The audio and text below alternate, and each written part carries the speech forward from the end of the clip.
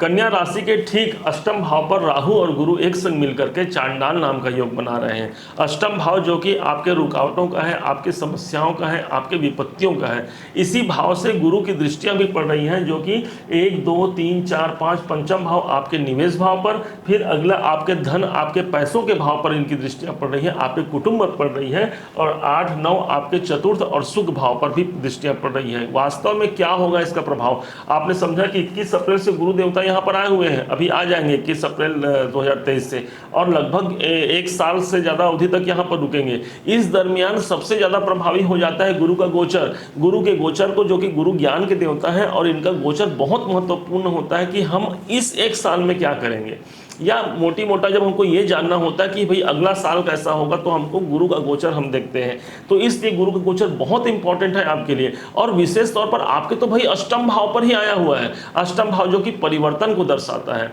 अब क्रम बाई क्रम आगे बढ़ते हैं कि गंगा जल का, जो हमने बताया कि गंगा जल का क्या प्रभाव होता है। गंगा जल जो गुरु के द्वारा प्रदत्त है, इसके प्रभाव को हम जानेंगे। क्या ऐसे उपाय करके हम इस चांडाल योग के दोष से बच सकते हैं, और कौन सा ऐसा उपाय है जो हमें आर्थिक रूप से संपन्न बना सकता है। यहाँ पर बात सिर्फ और सिर्फ उसी की होने वाली है। आप कन्या राशि के जातक जातिकाएं हमारे साथ बने रहें तो हमको अच्छा लगेगा, और इस वीडियो में हमको एक कॉन्फिडेंस मिलता है कि कोई हमारे साथ बना हुआ है। आइए प्रारंभ करते हैं, देखते हैं क्या स्थिति है। तो अब यहाँ पर राहु एक स्वयं छाया ग्रह हो गया, एक भय का ग्रह हो गया, एक विपत्तियों का ग्रह हो गया। राहु धुआं का ग्रह हो गया, राहु अज्ञानता का ग्रह हो गया, और ठीक उसके अपोजिट गुरु ज्ञान के ग्रह हो गए। गुरु हमारे जीवन में जीव कारक हो गए, हमारे भाग्य के देवता माने जाते हैं गुरु को। और यही नहीं, गुरु हमारे जीवन में सात्विकता है, और सभी वो कार्य हैं जो हमको शुभता की ओर ले जाए, वो सारा कुछ गुरु है। अब इन दो अपोजिट ग्रहों का एक साथ होना कितना अशुभ हो सकता है, आप कल्पना कर सकते हैं। आपके अष्टम भाव पर आकर के यहाँ पर विपत्तियों को बढ़ाने का, यहाँ पर आपको एक मतलब वो कहना है कि भाई विपत्तियाँ बढ़ेंगी।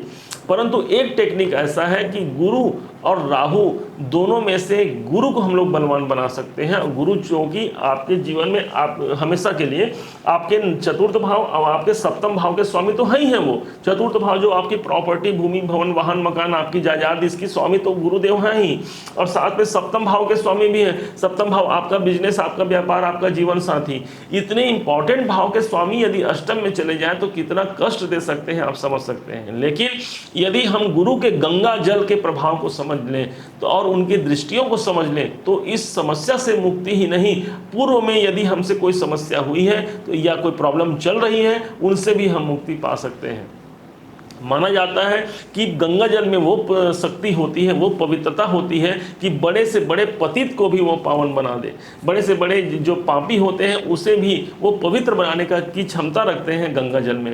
गंगा जल यदि एक बूंद पी लिया जाए तो वो शरीर स्वस्थ और शुद्ध हो जाता है। जिस घर में छिड़काव कर दिया जाए वो घर पवित्र हो जाता है। समस्त प्रकार के नकारात्मक शक्तियों को दूर करने के लिए गंगा जल का यूज किया जाता है। और यही गंगा जल का प्रभाव किस प्रकार से हमारे लिए, कन्या राशि के लिए बना हुआ है, बहुत समझने का विषय है। एक क्षण भी आप दूर मत जाइएगा इस वीडियो से। मुझे अच्छा लगेगा जब आप इसे अच्छे से समझ पाएंगे और जीवन में अप्लाई करके यदि आप प्रोग्रेस करेंगे तो मुझे अच्छा महसूस होगा। मैं ये मानूंगा कि मेरा जो प्रयास है, मैंने जो रिसर्च किया है उस पर मैं सफलता को प्राप्त किया। तो इसके लिए गुरु के दोनों ग्रहों की दृष्टियों को समझते हैं।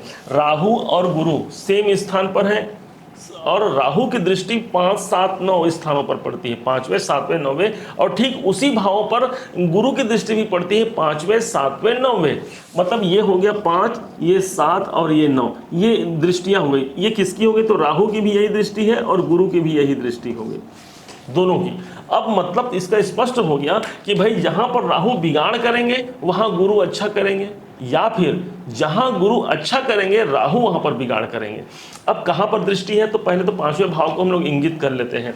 तो 1 2 3 4 5, ये 5वें जो दृष्टि है वो आपके द्वादश भाव पर जाता है।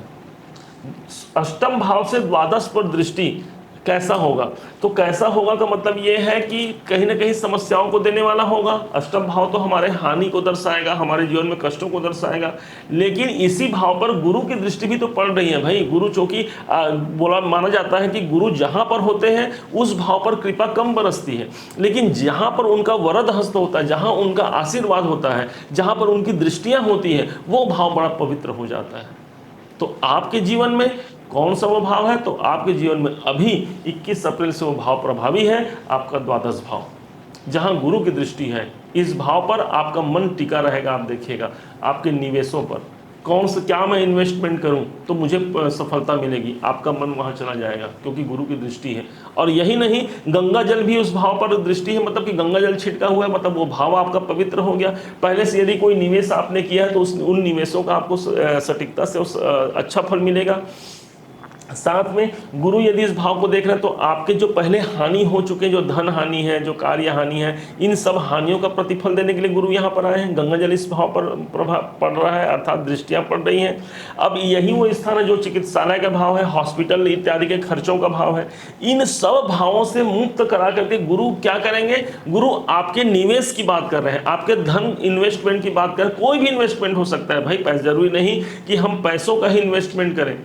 हम अपने समय का निवेश कर सकते हैं, हम अपने पैसों का कर सकते हैं, हम अपने ज्ञान का निवेश कर सकते हैं, हम अपने कार्यों का निवेश कर सकते हैं। निवेश का मतलब सिर्फ और सिर्फ इतना है कि आज हमने वो कार्य किया और उसका प्रतिफल हमको आगे मिलेगा।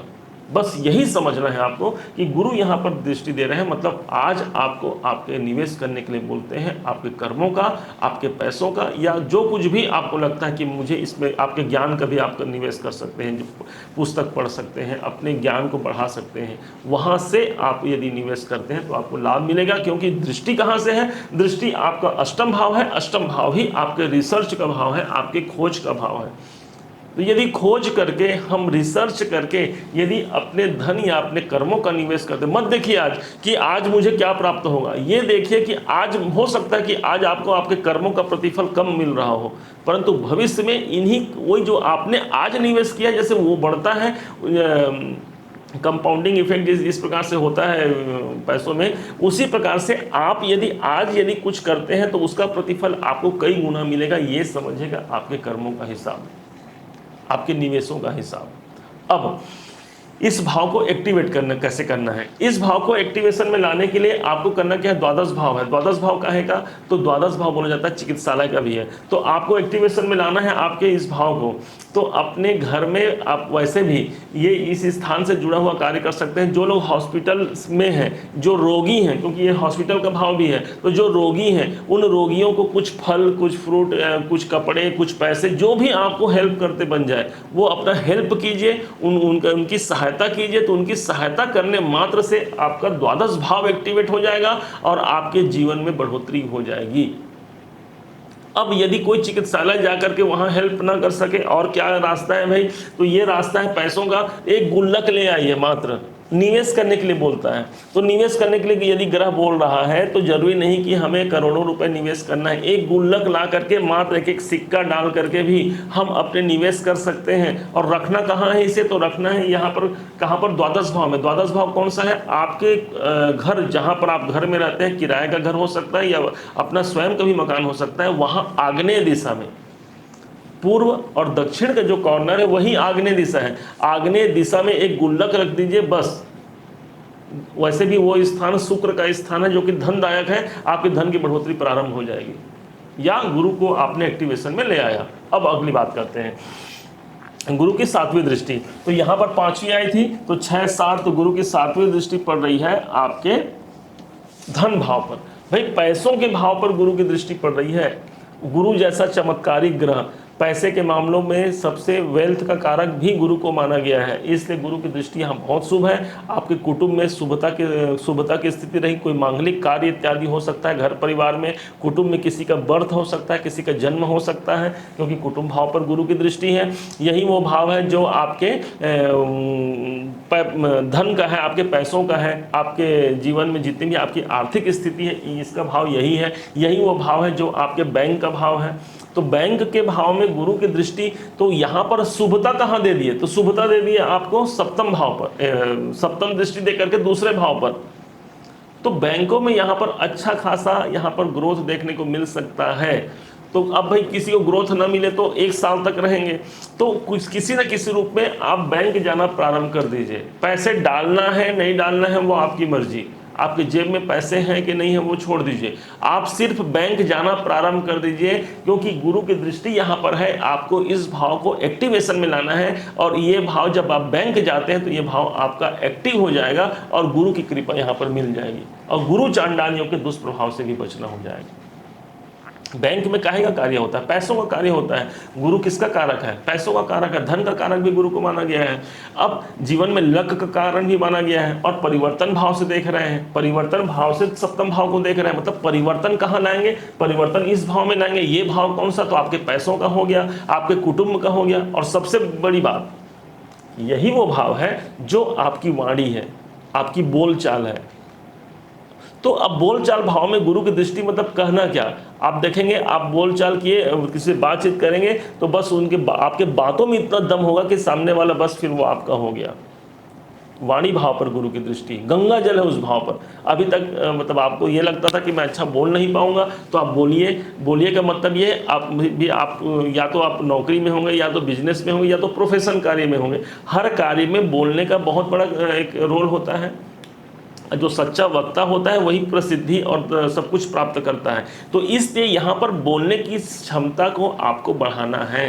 कैसे बोलना है, क्या करना है? तो यहाँ पर क्या होगा? इससे होगा आपका ये एक्टिवेशन में आ गया। एक्टिवेट कैसे करें? तो हमने बताया बैंक में जा करके, दूसरा अपने परिवार में रह करके आप इसे एक्टिवेशन में ला सकते हैं। परिवार में कोई भी कलह लड़ाई झगड़े ना हो, इसका विशेष ध्यान रखना है। गुरु की कृपा, क्योंकि राहु की दृष्टि भी तो यहीं पर पड़ रही है। तो राहु तो चाहेंगे भाई घर में कलह हो, लड़ाई झगड़े हो, पैसे न रहे, पैसे बैंक में न जाए, हम आर्थिक विषमताओं का सामना हमको करना पड़े। राहु तो चाह रहे हैं, परंतु गुरु भी है। अगर गुरु के एक्टिवेशन में लाना है तो यही वो स्थान है जो कि ईशान दिशा है। ईशान कोण, पूर्व और उत्तर का कॉर्नर ईशान कोण। ईशान कोण जो कि गुरु का घर है, और गुरु की दृष्टि भी आपके लिए कन्या राशि के लिए बन रही है ईशान दिशा में। तो अपने घर के ईशान कोण में एक केले का पौधा ला करके रख लीजिए, और प्रतिदिन उसमें जल, पानी, अगरबत्ती, दिया जो आपसे बन पड़े उनकी पूजा कीजिए। तो इससे होगा क्या? होगा ये कि वो भाव, वो दिशा आपका एक्टिवेशन में आ जाएगा। वो जब एक्टिवेशन में आ गया मतलब गुरु प्रभावित हो गए, गुरु आपके जागृत हो गए हैं, और गुरु की दृष्टि आपको मिलना प्रारंभ हो जाएगा। राहु अपने आप डाउन हो जाएगा। लॉजिक है, समझिएगा, कीजिएगा। रिजल्ट क्या है मुझे जरूर बताइएगा। अगली बात करते हैं। अब नौवीं दृष्टि की बात करें, 7, 8, 9। अब गुरु और राहु दोनों की दृष्टियां आपके चतुर्थ भाव पर है। राहु तो चाह रहे हैं आपका प्रॉपर्टी आगे न बढ़ने पाए, या प्रॉपर्टी बिक जाए, या घर में किराए संबंधी समस्या आने लगे। ये राहु का कार्य है। ये माता के स्वास्थ्य में दिक्कत देना, जो माँ है उनके स्वास्थ्य में परेशानी आना, ये सब राहु का कार्य है। राहु की दृष्टि भी यही है, परंतु गुरु की दृष्टि भी यही आ रही है। तो अब राहु को डाउन करने के लिए हमको गुरु को बढ़ाना होगा। गुरु की दृष्टि जहाँ पड़ती है वहाँ पर शुभता आती है। गंगा जल के समान वो भाव पवित्र हो जाता है। मतलब माता के स्वास्थ्य में जो बहुत समस्या है वहाँ पर कमी दिखाई पड़ेगी। प्रॉपर्टी संबंधी हमारे एसेट्स, प्रॉपर्टी में कोई समस्या है वहाँ पर हमको कमी दिखाई देगी, समस्याओं में कमी दिखाई देगी। अब विशेष तौर पर यही वो स्थान हो गया जो आपके सुखों का है। सुख, तो सुख भाव पर गुरु की दृष्टि सुख को बढ़ा देगा। राहु की दृष्टि है, राहु बोलता है मैं दुखों को बढ़ाऊंगा, लेकिन यहाँ पर गुरु कहेंगे कि मैं सुखों को बढ़ाऊंगा। अब भाई राहु और गुरु दोनों में से किसी एक को ही आपको एक्टिवेशन में लाना है। या तो राहु को लाएं या तो गुरु को लाएं। कौन आदमी है भला जो चाहे कि मैं राहु को एक्टिवेशन में लाऊं, अपने जीवन में संघर्षों और समस्याओं को बढ़ाऊं? हर कोई यही चाहेगा देवगुरु बृहस्पति को अपने पक्ष में लाना। इसके लिए अब अष्टम भाव में देखना है ये कौन सी दिशा है। तो ये दिशा है आपके लिए, ये दिशा है आपके घर में, आप जहाँ रहते हैं। क्योंकि हम लोग एस्ट्रो वास्तु मिक्स करके आपको रेमेडी दे रहे हैं, इसलिए आपके घर में जो नैऋत्य दिशा है, तो नैऋत्य दिशा राहु की दिशा है, और यहाँ पर भी ये नैऋत्य दिशा है। इसलिए राहु की सामग्रियाँ जो कुछ भी आपके घर में नैऋत्य दिशा में पड़ी होगी हटा दीजिए।